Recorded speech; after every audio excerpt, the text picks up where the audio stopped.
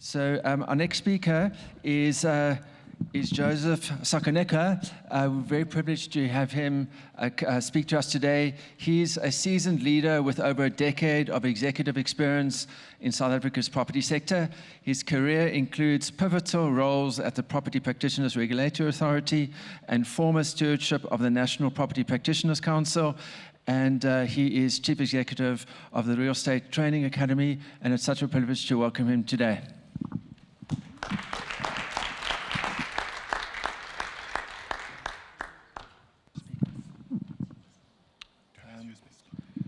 Is that too...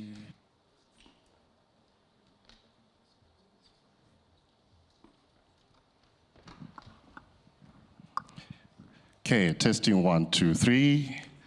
How is everybody, ladies and gentlemen? All right.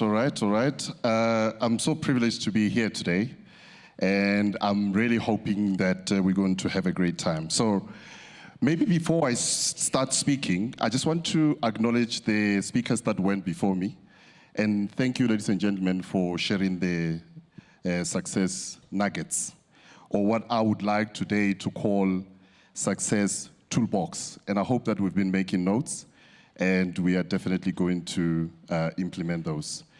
Okay, so I'm going to chat to you today about the code of conduct. I'm an ex-regulator. I worked for the PPRA, and I think I'm trying to still shake that off my system. Because I think this is the picture that we often associate with the regulator. Let's just see if technology is going to help us here. Okay. If I can just get that right. So, ladies and gentlemen, often when we think about the regulator, we picture this gory thing that is actually going to come and attack us. But today, I want you to leave with a different message, still relating to the regulator, and that is, do not fear the law. Master it, and let it help you to run a sustainable business. I'll remind you of this at the end of the session, but really what I want us to do is to go through a couple of the basic code of conduct provisions, but because of time constraints, you can acknowledge that there's no way that we're going to go through all of them. Now, I just mentioned that we shouldn't be afraid of the law. We must master it so that we can run sustainable businesses. Now, I want to just do a quick check-in. How many of us have read the Code of Conduct? Okay. Maybe let me ask a different question. How many of us have studied the Code of Conduct? Now, all of a sudden, the number of hands are very few. Ladies and gentlemen, we need to study the Code of Conduct as opposed to just reading it. Now, the way I would like to get you to think about the Code of Conduct, think about it as the commandments of real estate. The only difference is this one has got so many verses. And we are in a church, just to remind you.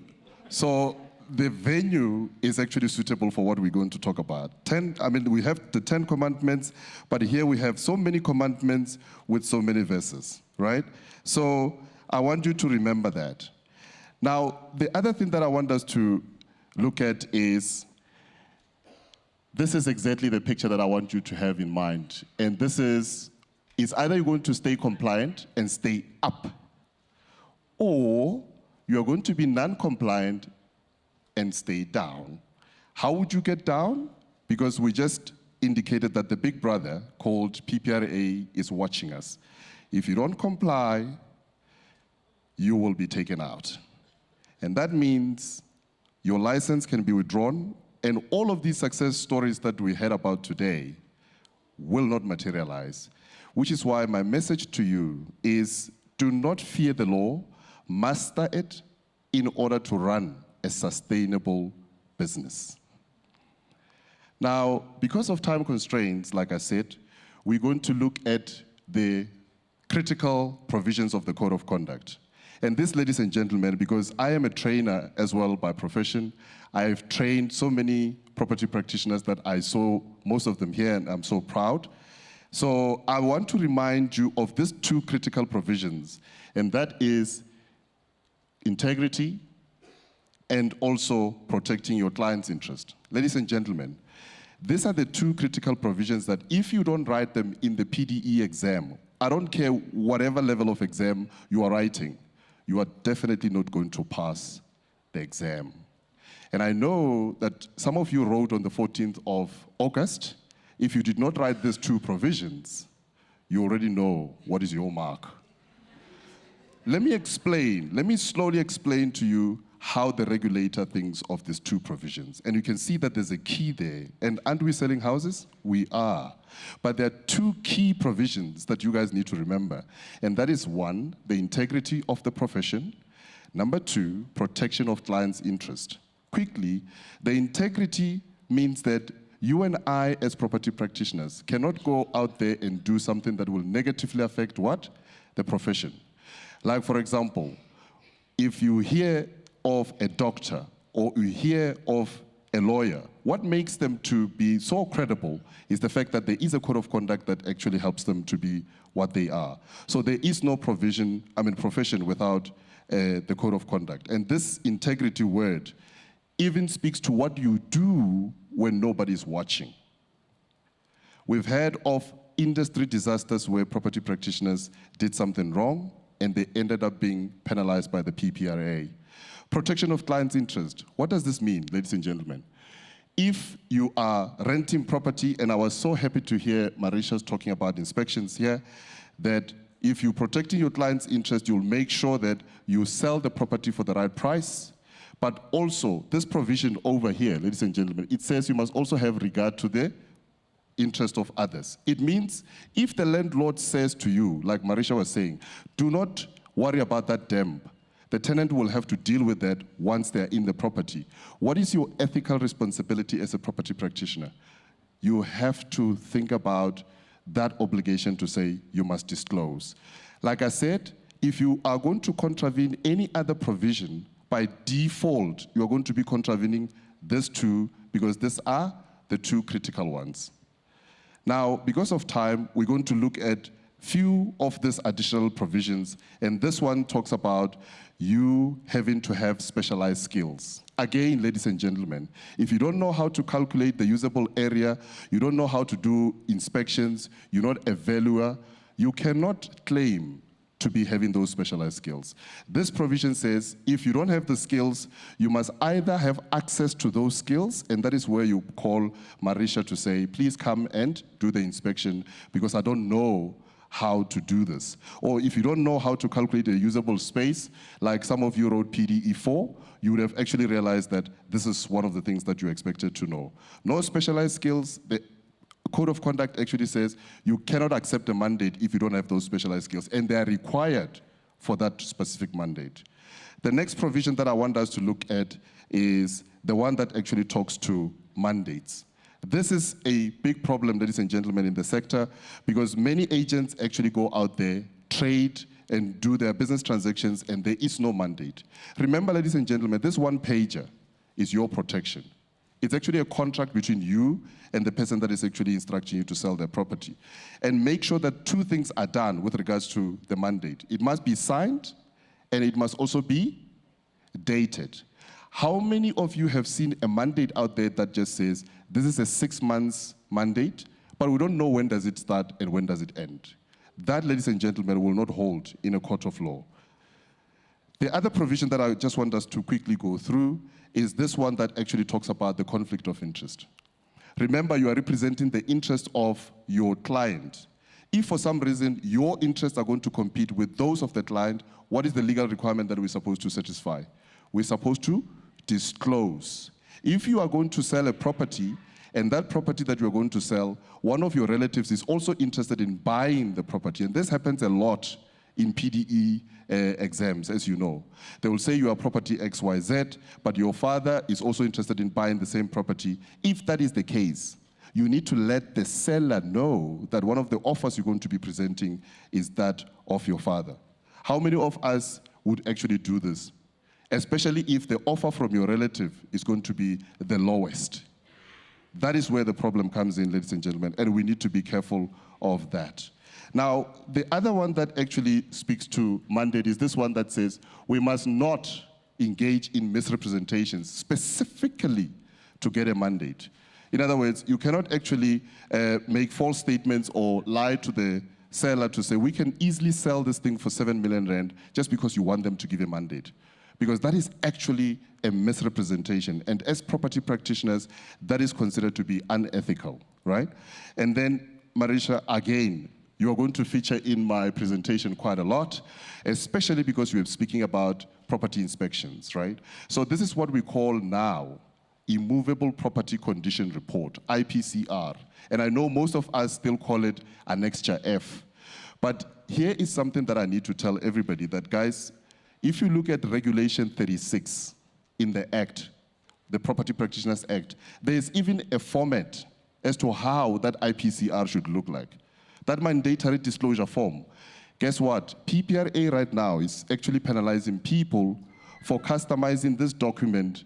You see on the right-hand side, you might not see because it's a small print, but you'll see that if you go to Regulation 36, it gives you the exact wording, and it has the 11 provisions, but many people out there would want to make it business-friendly. You are going to pay a price by customizing this document.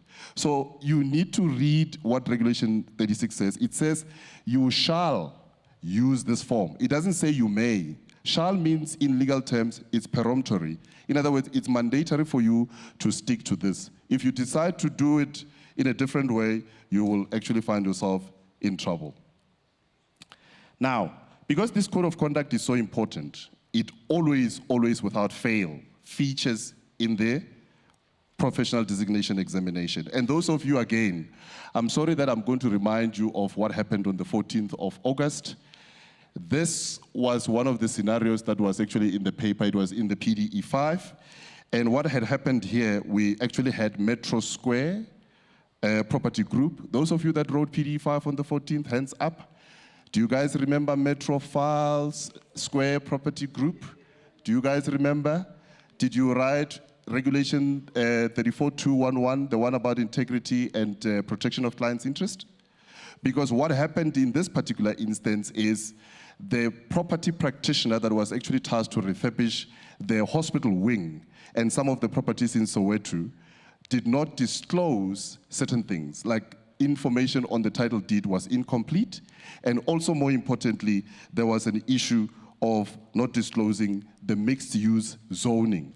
So the question was, which of the provisions or which of the regulations do you think that this property practitioner would have contravened? And I'm hoping that you have actually mentioned those two provisions, because I said to you, by contravening any of the provisions of the Code of Conduct, you are by default contravening those two. Now, here is the PPRA's headache. Regulation 35. Ladies and gentlemen, there is a problem right now in the industry where you are asked to actually pay a fee to operate in an estate, and it's called accreditation fees. PPRA has so far received numerous complaints on this particular issue, and this is actually unethical behavior because it is now outlawed, and it's considered to be a harmful marketing technique because what it does, it actually privileges the selected few that can afford to pay those accreditation fees. And the only body that can offer a certificate as a result of a process of accreditation is the PPRA or any other institution that is actually listed as an education provider. So if you are doing this as a property practitioner, please understand that it's actually unethical and the PPRA will be coming for you. Remember, you are forewarned and therefore forearmed.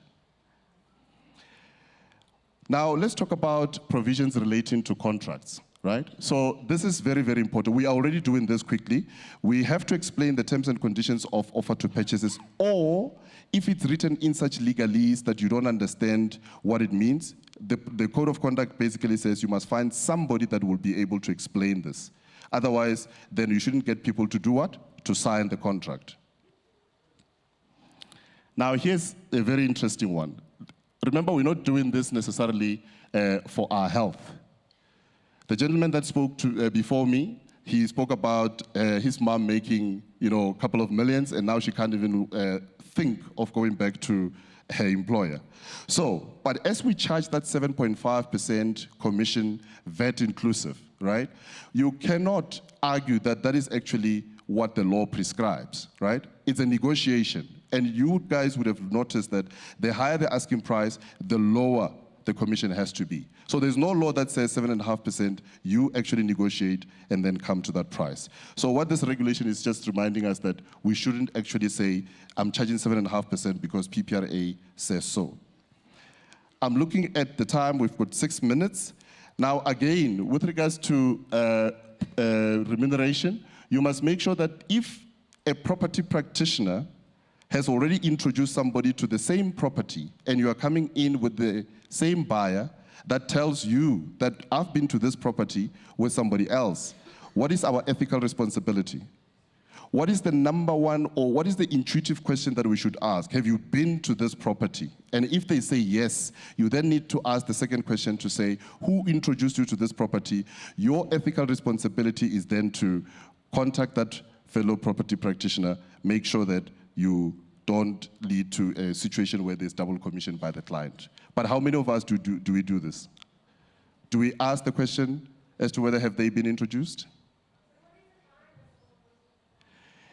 If the client doesn't want to work with the property practitioner, it's still your ethical responsibility to contact the other property practitioner so that you don't expose the client to double commission. Remember, that's how doctors work, that's how accountants work, and we need to follow suit. So, what are the key takeaways from my presentation? Ladies and gentlemen, you need to be honest, be fair, and be professional. The code of conduct is actually your safety net in terms of your career. Now, what I want to leave you with is breaking it can actually cost your livelihood. If you don't want to follow the rules, there's a big brother that is watching. You might actually have your license withdrawn, and your livelihood will actually be destroyed. So just be careful in terms of what you do and what you don't do, because it can cost you in terms of your ability to continue earning an income. Now, this is where I would want you to actually focus on right now, and that is, we started by saying, do not fear the law. What are we supposed to do? We must master it to run sustainable businesses. I've included the link to the Code of Conduct by the PPRA because there are so many cases that are before the regulator, and they are all industry ethical breaches that actually can be prevented by just adhering to the Code of Conduct. So ladies and gentlemen, with that, I would like to say, if you want to be sustainable, comply, or else lose your license and you can't make the money. Thank you very much.